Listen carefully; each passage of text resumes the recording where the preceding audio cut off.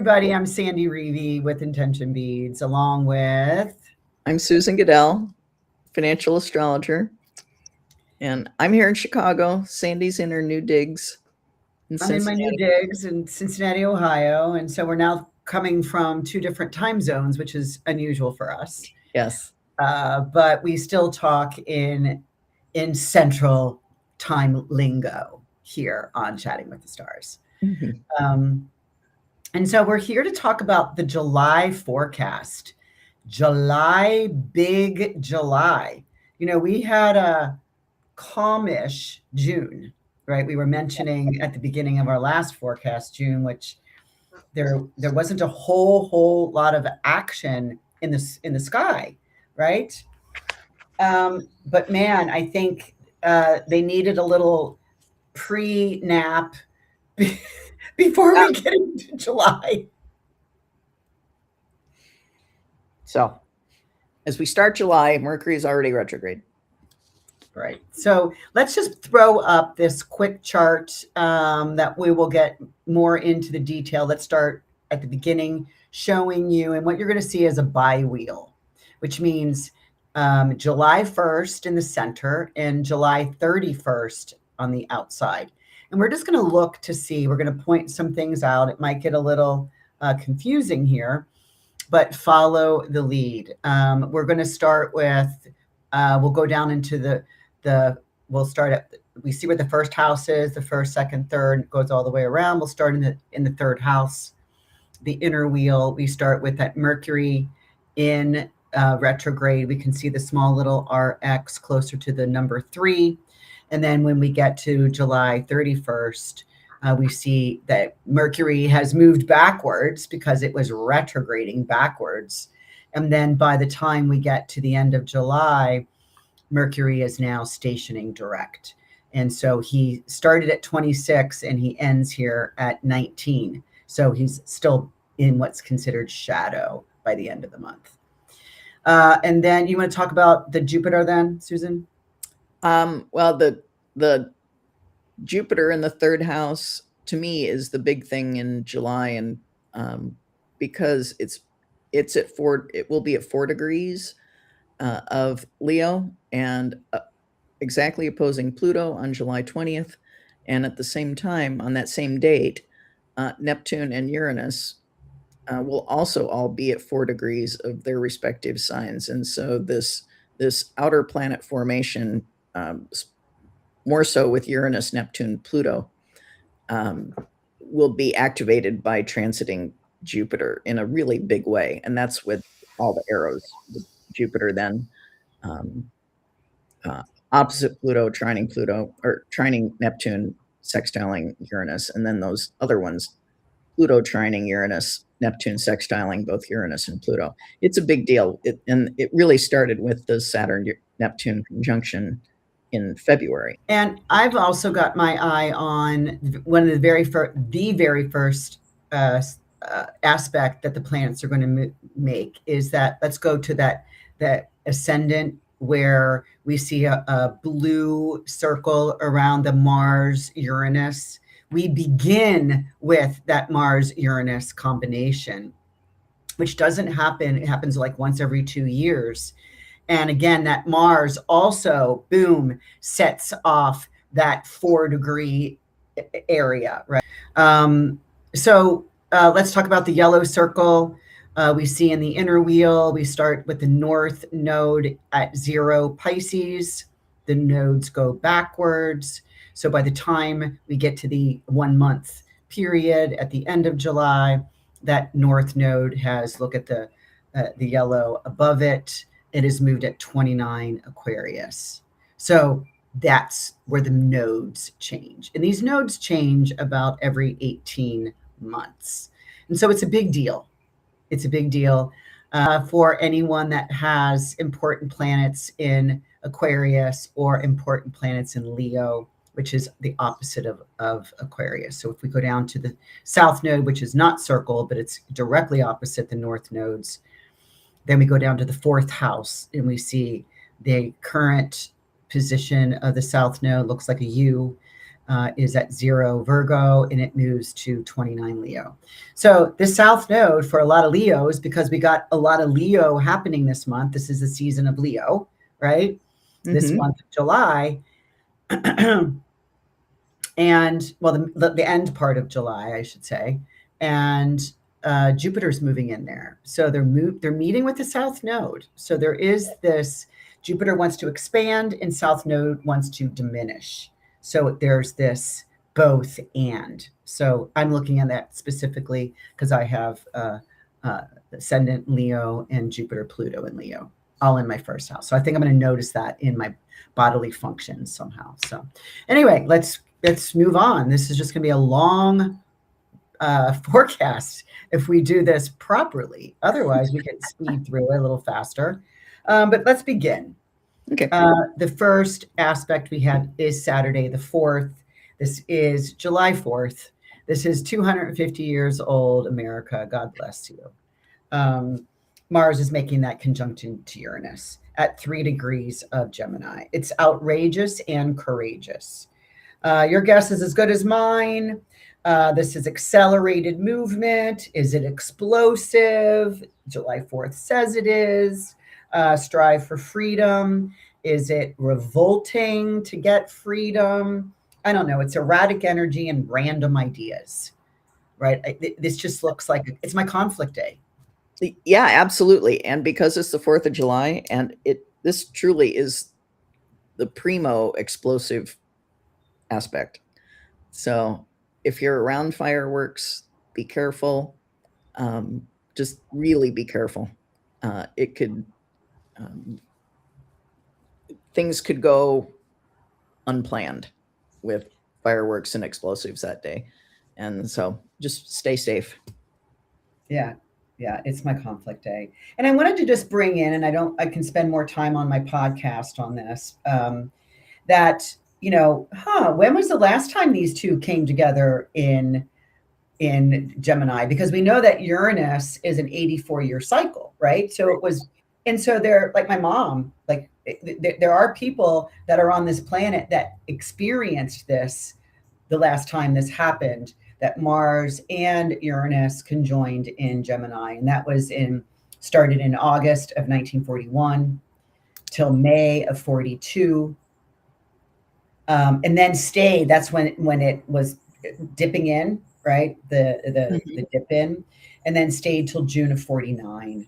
And what happened during that period? The United States enters World War II.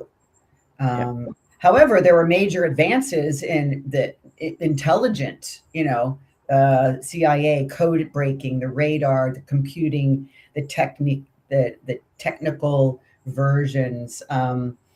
It was also the very first time in August of 45 during this period when we had Mars making that conjunction, first use of the atomic bomb. That was in August of 45. That's when they met up, and that's when the first use of the atomic bomb occurred to Hiroshima and Nagasaki. And also the UN, the United Nations, began the Cold War during that period.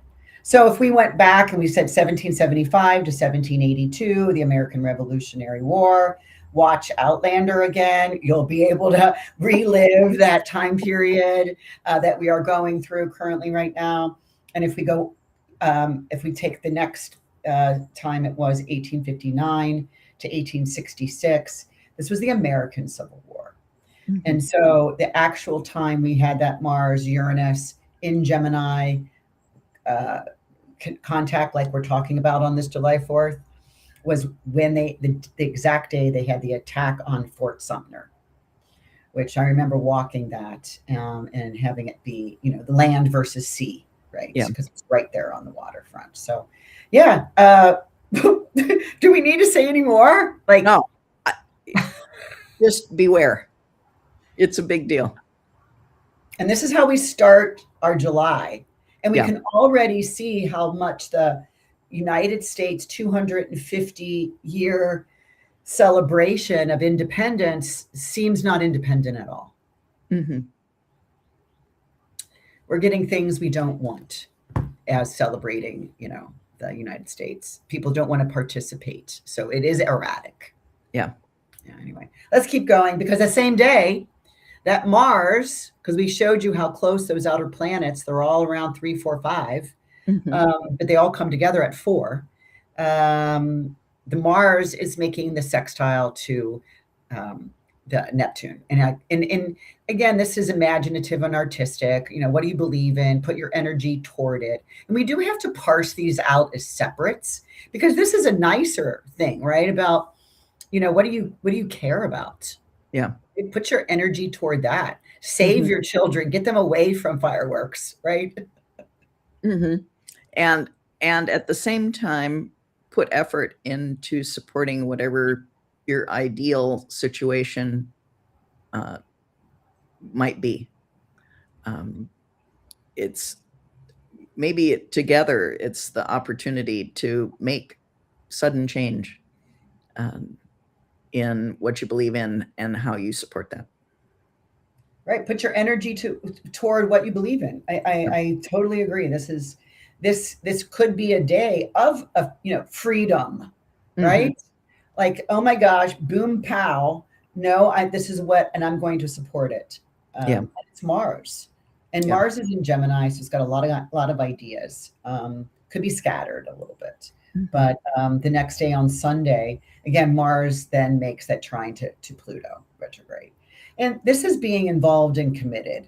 More reason to deepen your connection, to move mountains. Again, I think this is all part of it, right? Because we saw Venus come along here and do this connection. We saw the sun do this in this connection, right? Because any planet coming through is making these dings to these outer planets. So this is unprecedented in our lifetime. Yeah. And for me, the Mars trining Pluto just builds on the previous two. That Mars trining Pluto is to really make plans to further the greater good. Pluto in Aquarius is about giving power to the people, to the collective, to humanity. And so do that. Yeah, it's like very committed, convictions almost, right? Like feel it in your heart and convict yourself to something that's important. Yeah. All right. So that now we get a little bit, now that weekend is over, Monday the 6th, we get the sun making a square to Saturn. What's in your way? This is, you're tired. This is, hopefully, but we would get Friday the 3rd off as the holiday, right? But we really need Monday the 6th off. Because you got weekend. Right? We've got it's Sun in Cancer is squaring Saturn in Aries. And so it's like we better name what's in our way and examine it before you absorb all the frustrating energy. Because you just need to push it to the side and let it be. Let it sit over there. Try not to absorb the restriction. And I'm just with you. It's a low energy day, and coming out of a long holiday weekend, just do your best to try and get through it. Yeah, and like I said, they should have made that day the holiday. Tuesday the 7th, we have Neptune stationing retrograde. We got now we it's like the retrograde train has begun. Pluto started it. Mercury jumps on and off throughout the year, right? But now Neptune is stationing retrograde at 4. And I thought this was cute, at 5:55 a.m. So this is Neptune, the planet of compassion and empathy and confusion, is standing still. So it's going back to 1 degrees of this in Aries. So all those who have a 1 to 2 Aries points or planets are completing your nebulous era by December to February of 27. So your nebulous era is on tour. What's nebulous? like unclear, like foggy, Oh, kind okay. of Still haven't figured it out kind of thing. yeah, it's like, Got it. where are you going? What's the purpose? Why? Where? Mhm. Right? Okay. You just need to live through it. We just Mhm. need to live through it. I just recently got off my nebulous era. Mhm.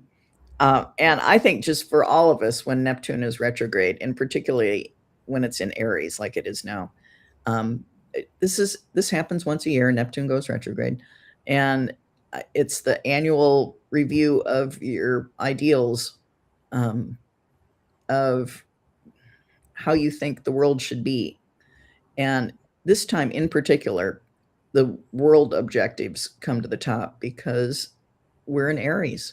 It's like how to move forward. We go back to the Saturn Neptune conjunction in Aries at 0 Aries earlier this year. How to bring ideals into reality and how to actually make that happen from 0 Aries, starting something new. And we get a chance to now take a second look at that and see how we need to tweak that since February. Yeah.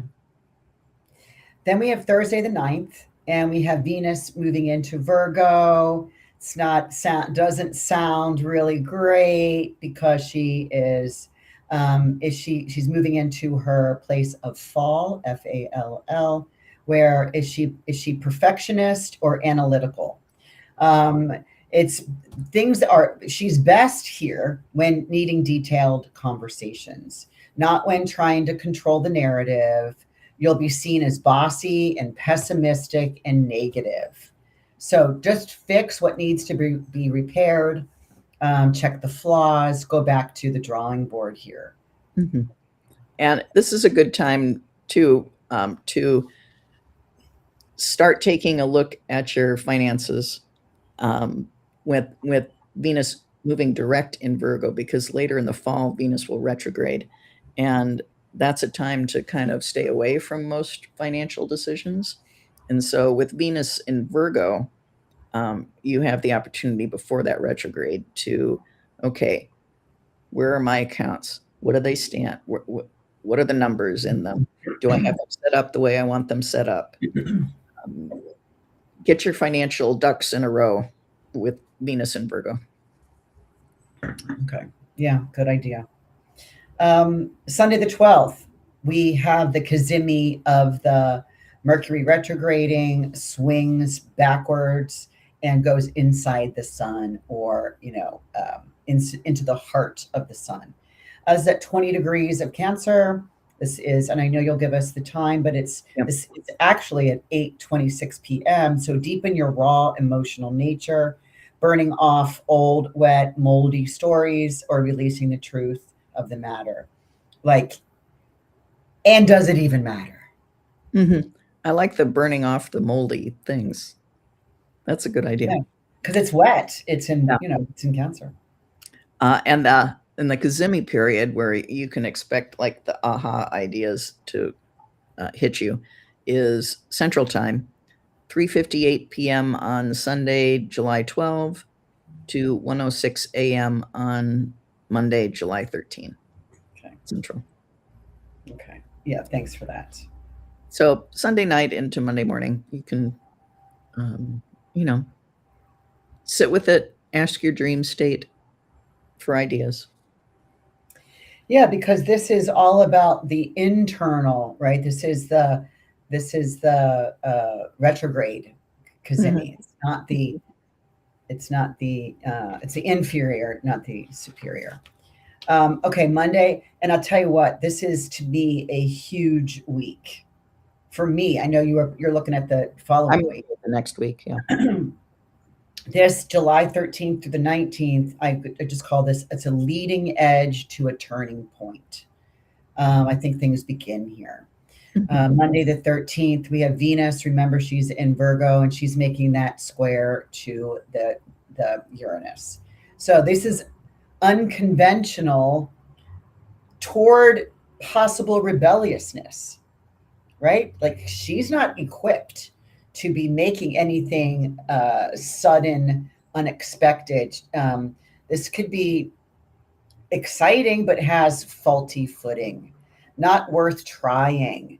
No tattoo today. No. Or any other kind of big impulsive expenditure, which it could be. Venus squaring, Venus is money, Uranus is about, oh, lay here, yeah, let me just drop $1,000 on whatever. Oh, no, probably not a good idea. And I also note that Venus is 150 degrees away each from Neptune and Pluto, so making a yod with those two for a potential fated spiritual or financial experience. I don't even know what that means. But watch out for things that happen on either plane. Well, here's how I would explain it in a relationship. Venus is a relationship, right? You have squares Uranus, and it's like, oh my gosh, that guy at the end of the bar looks great, right? And you make this sudden rash decision without really all your faculties in operation. And you end up in a fated situation where you're going to be naming a child in 9 months, something like that. Okay, don't go there, Sandy. Anyway, that's what flipped into my mind, kind of a yod, right? Anyway, Tuesday the 14th, new moon. Is that 22 of Cancer? Again, this is at 4:44 a.m. Central Time. I called this story time, bright and light. I like this because now we know that the Mercury's combust just, 20 degrees, 2 degrees away, but the moon swings in. And what I like about this is the Mercury and the new moon is on the fixed star Castor at 20 degrees of Cancer. And when the moon is on Castor, and this is Bernadette Brady's therapeutic use of humor. When the sun is conjunct Castor, because it's one of the Gemini twins, the chatty one, skilled with language, one who loves to learn. So maybe here some old traditional nursery rhymes. Nice. And when we get to my podcast, I have some really weirdo old traditional nursery rhymes from historical. I'm going to read some of them off on my podcast. Oh, neat. I just think this is like traditional Cancerian of not this, a lot of nursery things and a lot of stories are like grim, when we talk about the Grimm brothers, right? Mm-hmm. They're scary. I just think, so you're not going to read about the witch eating Hansel and Gretel or whatever. No, I'm going to read about even older ones that really make no sense because they just rhyme. Mary had a little lamb. Something like that, right? So new moon means intend to me. And so intend to be nurturing and protective, the things that Cancer rules for the next month. Nice. Yeah, no. So Wednesday the 15th, along with Friday the 17th. So these again are my astro interesting days. Yeah. And which is why I have astro interesting 1 and astro interesting 2. Because I think these are, like what I said, the leading edge to a turning point. Let's talk about Wednesday the 15th. Uranus is making a sextile to Neptune. And this is the 3rd out of 5 times. So we are hearing, and it started here August of 2025 and does not end until June of 27. But what's really interesting to me, because of all the retrogradings and because these are the outer planets, they move super slow and they don't cover a lot of area or degrees in a chart. during their retrograde, that when they when they came in together in August of 25, it was Saturn Neptune making a sextile to Uranus. Everybody was direct. Then one goes retrograde, then the other goes retrograde, then it goes direct, and then they end in June 27. So like a year from now, and they're both direct. So they meet direct and then they end direct. Mm-hmm. So, we're at the halfway point. So it's still more time to experiment before a permanent position occurs. Use those metaphysical skills or build your own belief system by intertwining all that you are. It's like plus, plus, plus. Right? So anyone wanting to change, I've got a lot of clients now that are wanting to get out of their conventional work and they've been tapping into metaphysical work because it works for them. And they're wanting to start practicing that. So maybe not time yet, but you're getting close. You're halfway there. Mm-hmm.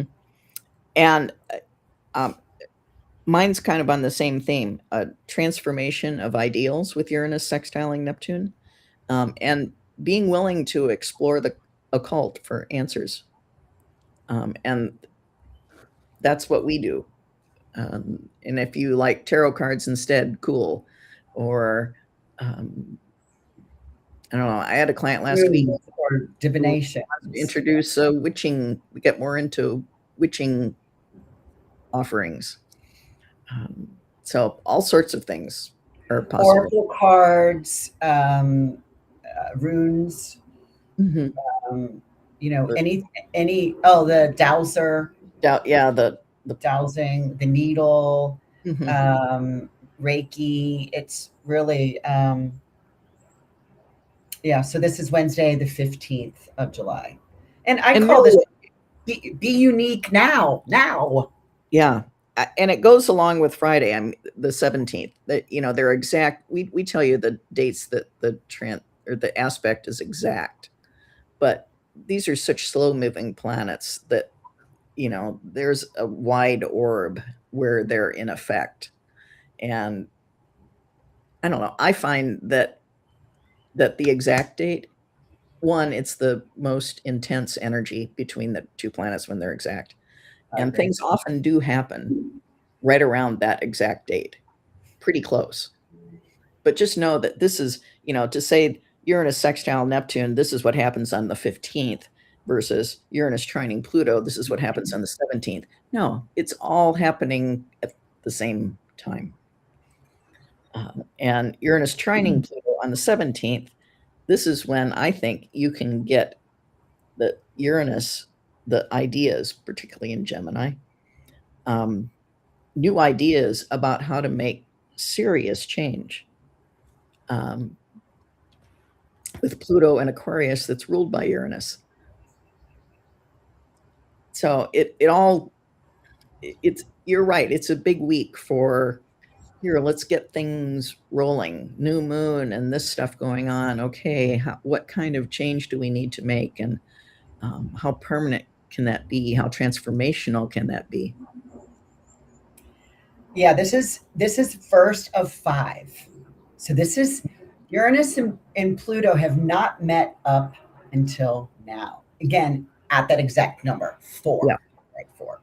And I call this seek counsel or hang your shingle.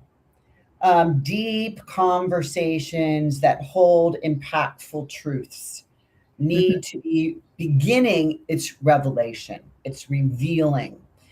You don't have to agree or attune, but that's why I said seek counsel. Having deep conversations with yourself, with someone that has maybe that is more objective, right? That you're just literally oozing out toward, where you're not doing it to a spouse or to maybe a good friend that can just say, hey, I'm just going to throw some stuff on the wall.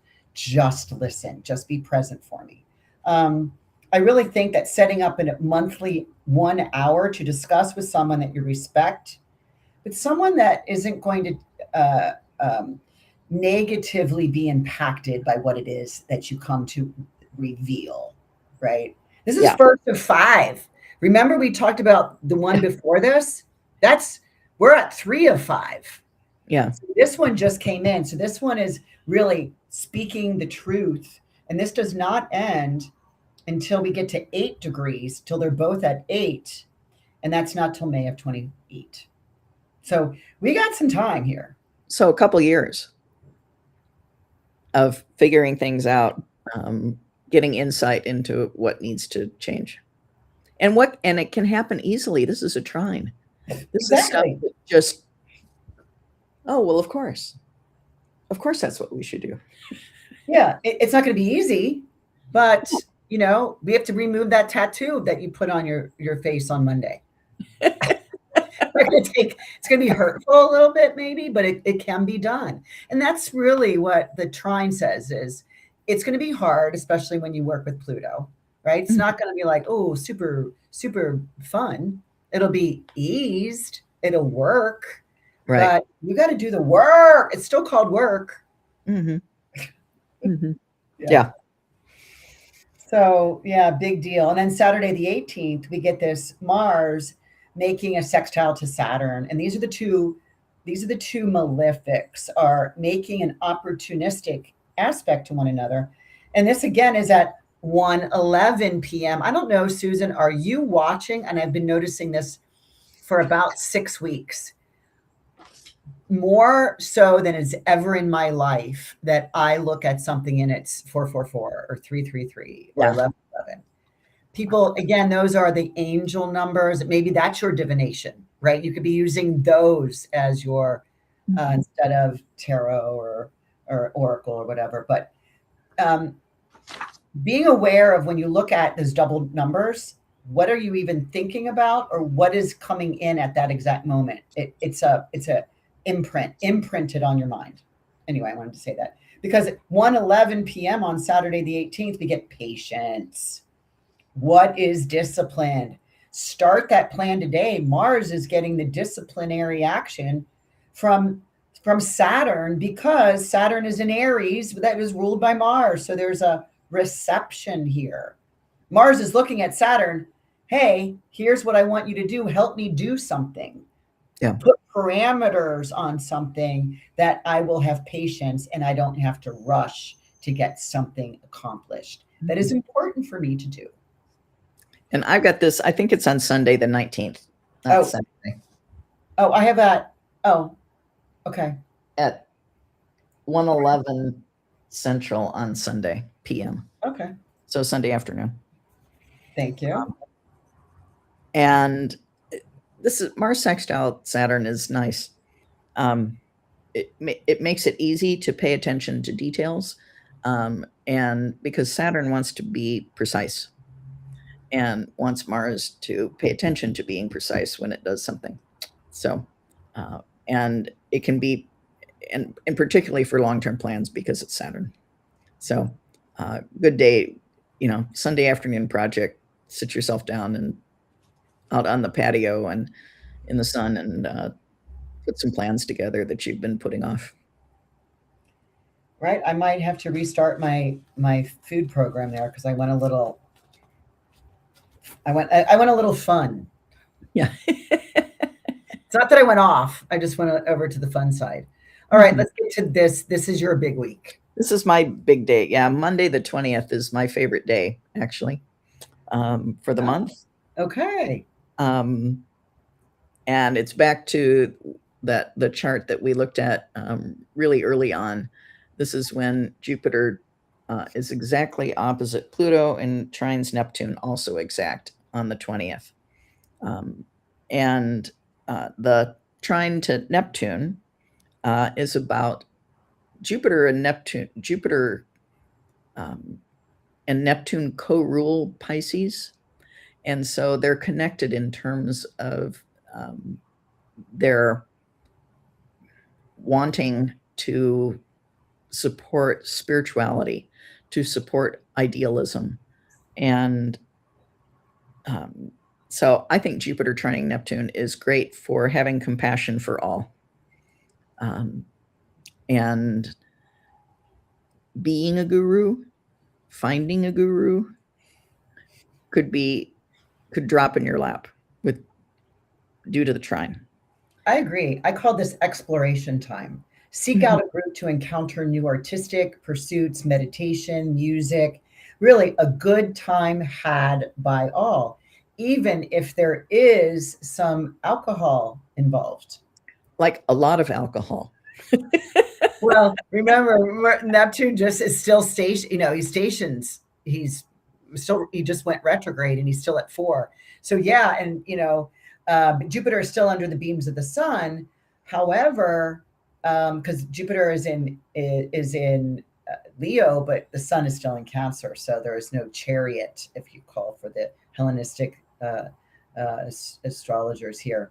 But we can also go back to recall because we know that Jupiter is a benefic, right? Yeah. Making this. But the other benefic, Venus, made these same aspects June 15th through June 17th.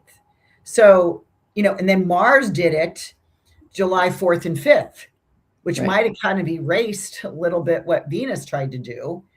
And then Jupiter's here to maybe do the final maybe healing, because here sits the Jupiter. And Jupiter doesn't come from this. This is the kind of the odd where Venus would be doing this every year anyway.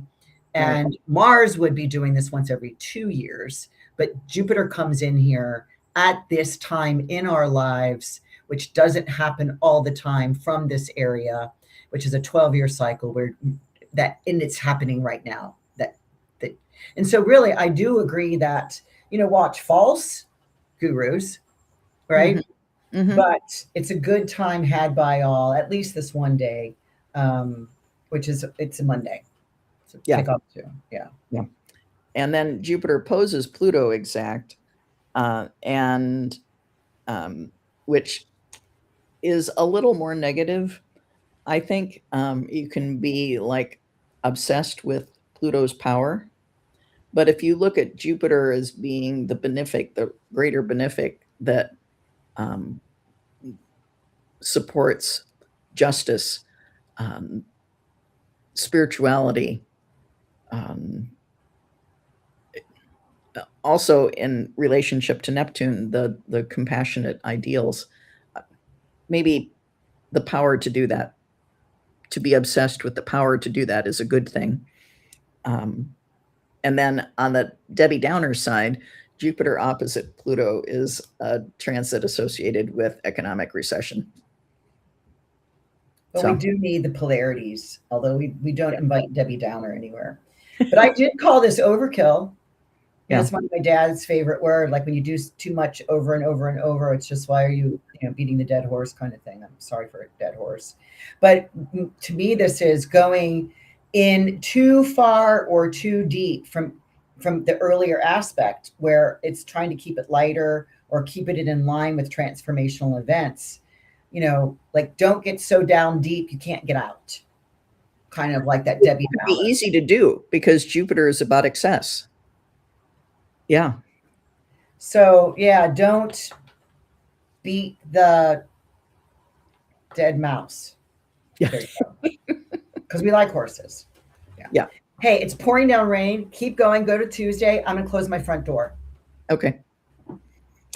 Tuesday, the 21st. Jupiter sextiles Uranus. So once again, think back to that chart when we looked at the very beginning, with Jupiter making all those, had all the arrows from Jupiter to Uranus, Neptune, Pluto. All of those are happening on the 20th through the 21st. And so Jupiter sextiling Uranus, this is really excitement about new ideas, finding new solutions. And so once again, remember that we give you the exact days, and things that have that kind of energy typically happen on those exact days, or maybe one or two either side.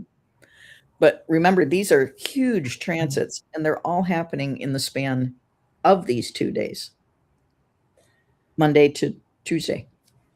Yeah, and this is at 6 a.m. So, right, it's practically before we get up. out of Or bed. if you want to back up, you could say that they're all happening starting the previous Wednesday when Uranus is sextiling Neptune and then trining Pluto.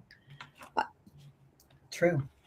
Wednesday, Thursday, Friday, Saturday, Yeah. Sunday, Monday, Tuesday, all really support all of this energy.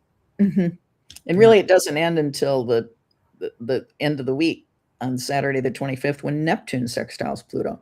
So all four of those big planets make exact connections to one another from the 15th of July to the 25th. Makes me want to say, that Hopi prophecy that said, are we the people we've been waiting for? Right? This is happening purposefully for us. Yes. I have the Tuesday 21st, Jupiter making that sextile as Uranus is sudden and spontaneous. Sounds perfect to jump into. Leave the day opened or take advantage of the day, whatever is open for you, or do it for the week. Again, I do like this part. Yeah. And again, it's Jupiter here. Jupiter Yes. always. It's Jupiter. It's Jupiter It's like fun. In the fun sign and the regal sign. Yeah. Yeah. Big fun with Jupiter and Leo. Yeah, I just started a new book and I'm wondering if this is part of it. And it's on my little iPad. It says 6,000 pages. So, okay. The Memoirs of Cleopatra. It's a historical fiction, which I love. So, and I'm heading back to Egypt. So let's go to Wednesday, the 22nd, and we have happy and hot. We've got the sun moving into Leo at 2:13 p.m. And this is be a leader with games and play. Right? Get your dancing shoes on, Alex.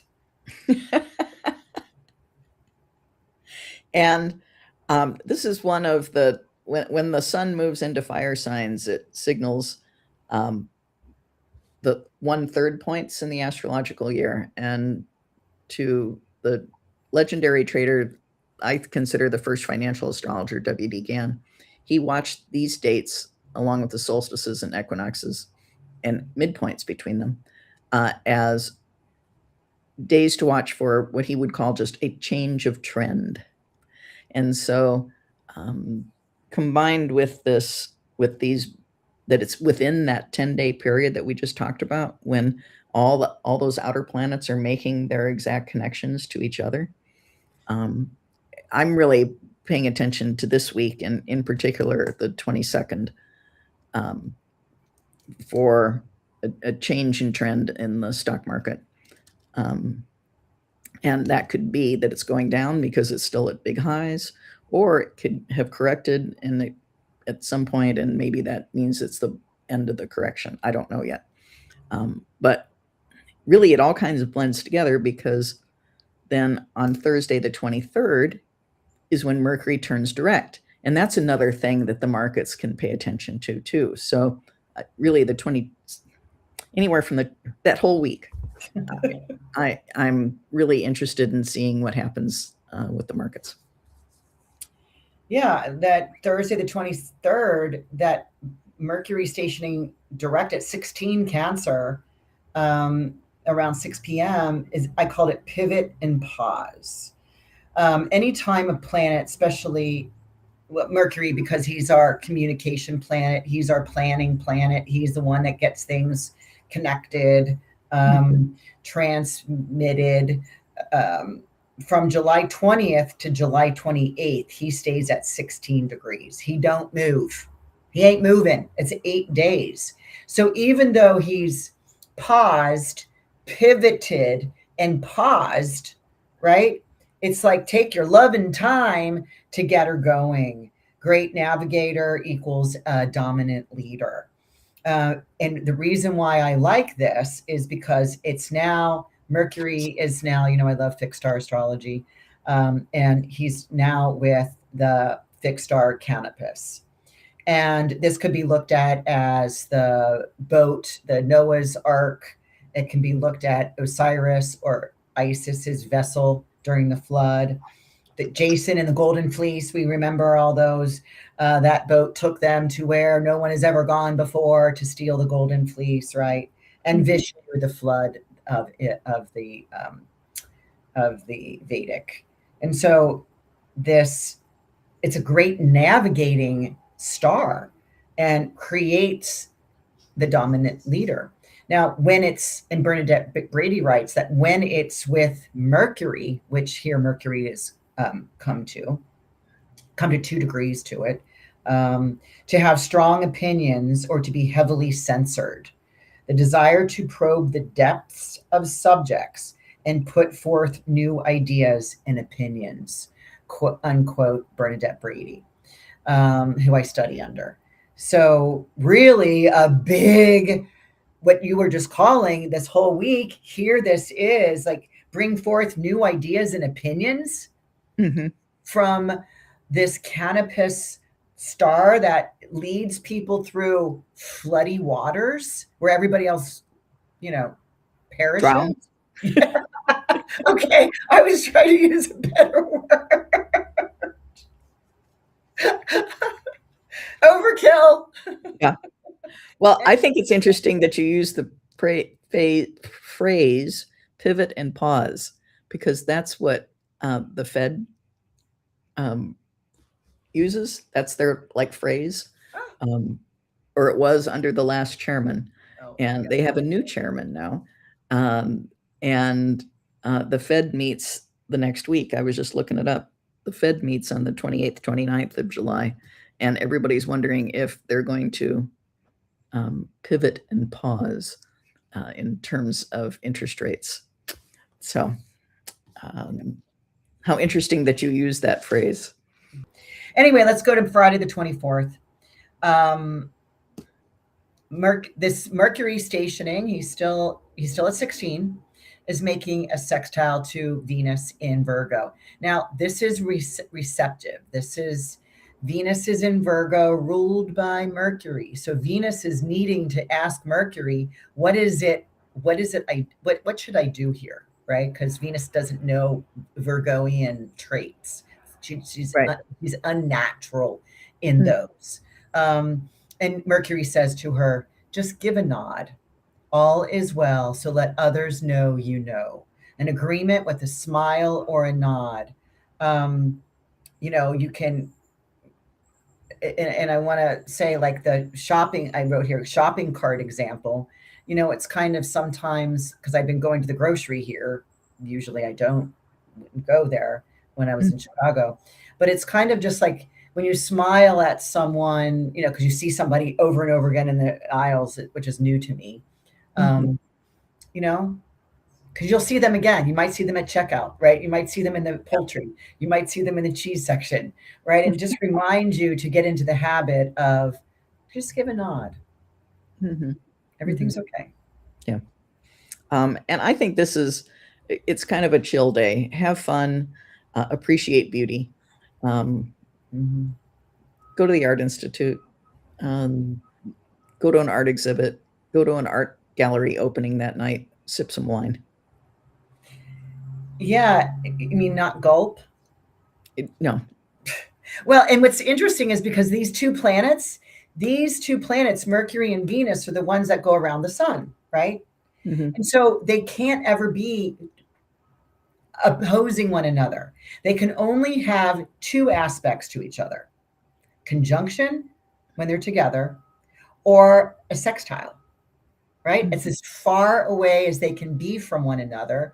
Is when Mercury is way over here, if this is the sun, Mercury's over here, and Venus is over here, then they can make a sextile. And I actually have that in my chart, exact sextile. So I do know what this is about. Is just be, like you said, favorable and sweet, and there's no reason to be angry.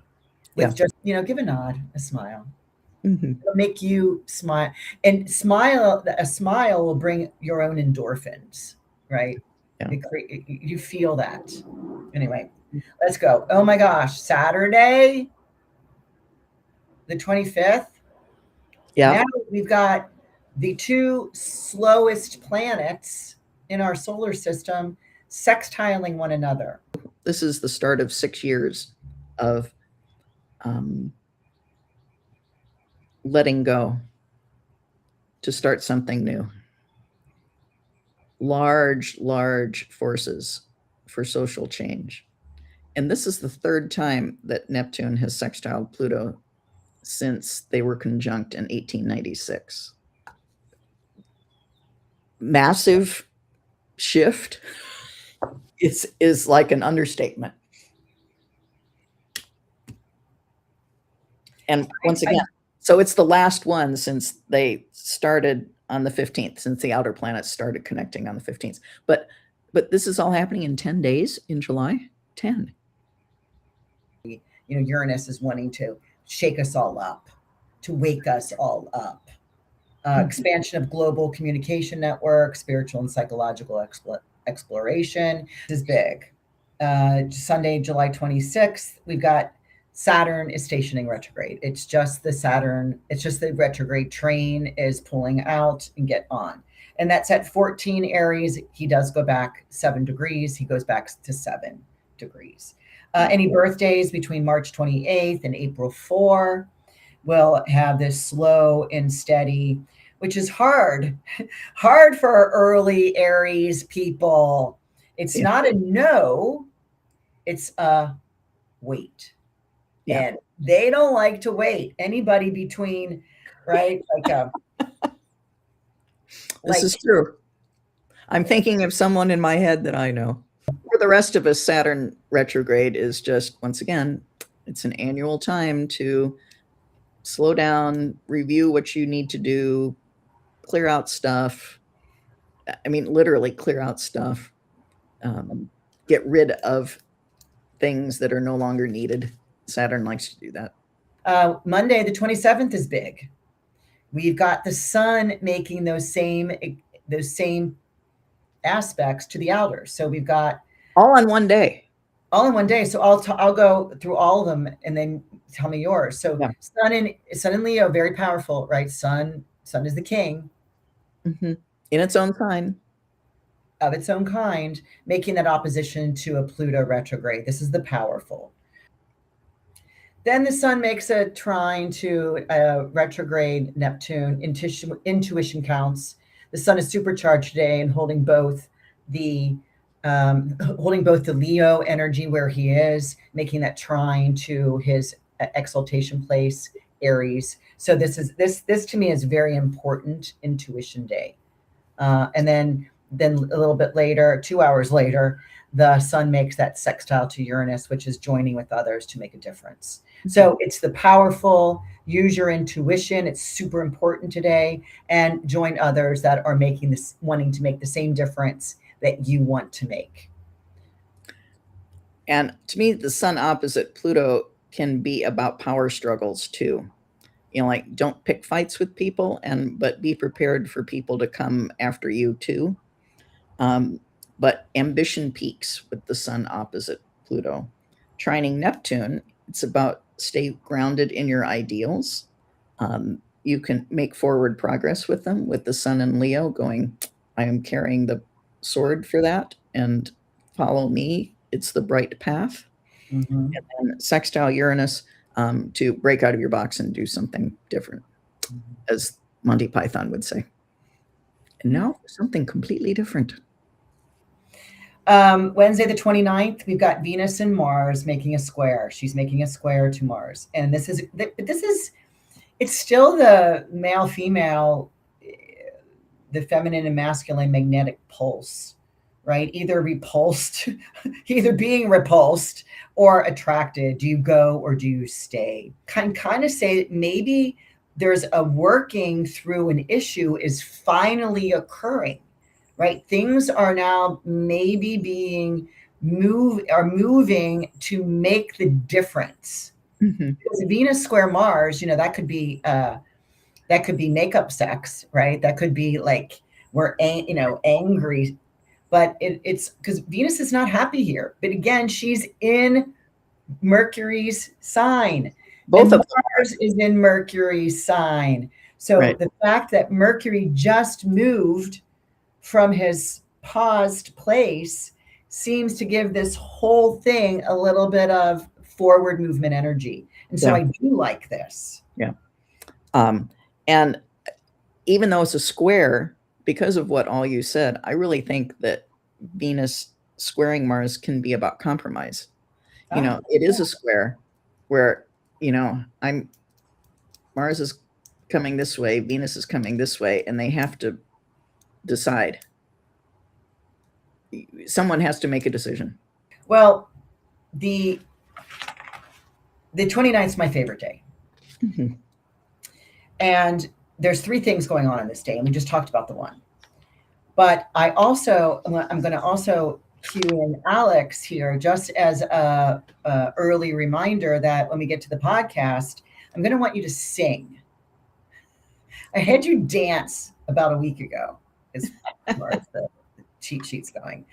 But I'm going to ask you to sing. I got the words for you. This is Sun conjunct Jupiter in Leo at 6 degrees. This is at 7-ish in the morning. And I call this days like this. This just really like this day. Mm-hmm. And I like the Sun conjunct Jupiter in Leo is just like the day to, I just put 2 words, show off, exclamation point. Just be bold, have fun, go for it. I also like the full moon. This is the day of the full moon at 9:36 a.m. So, will we see it? Nah. You'll see it the night before, right? This is at 6 degrees of Aquarius.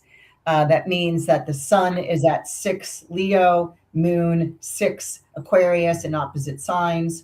Don't forget we have the sun, Jupiter's with the sun and Pluto's with the moon.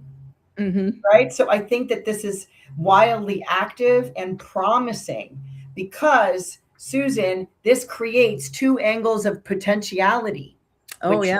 The triangle thing? Yeah, the two isosceles triangles. Mm-hmm. So, and with the full moon in Aquarius, Sun in Leo, okay. What I said about showing off, do that, but in the most weird and unusual way you can possibly think of. Now, we did forget to talk about the North nodes changing sign. Oh, gosh, yes. And in the big ephemeris, that's on the 28th. Yes. And that's a big deal. And I'll start with the nodes move backwards through the signs, and astrologers speak in terms of the North node's position when they're talking about changing signs, but they are always directly opposite one another. And the North node is moving into Aquarius from Pisces. And you'll have other things to say about the North node. This is an 18-month cycle. It changes signs every 18 months. And this is a particularly important one from an economic perspective, because when the North node is in Pisces has been when housing prices peak. And so we're leaving that and we're moving into Aquarius, which McWhorter cycle of economic activity in the United States says is a low point in terms of economic activity. And so this is happening in that same month where I was previously Debbie Downer about July, about Jupiter opposite Pluto being a transit that is present at times of recession. So now there's 2 big things happening that say that. So I am watching for, signs that the economy is not doing so hot. So I'm really watching the August 12th, really strong because it's at 20 degrees of Leo. And of course, it's a south node eclipse. And I just think that there's some sort of letting go or diminishing there as Jupiter arrives. Jupiter grows, south node lessens. We'll be needing to watch this period very closely. And how do we let go to gain? Or how do we gain when we let go? Yeah. So we'll get back to you next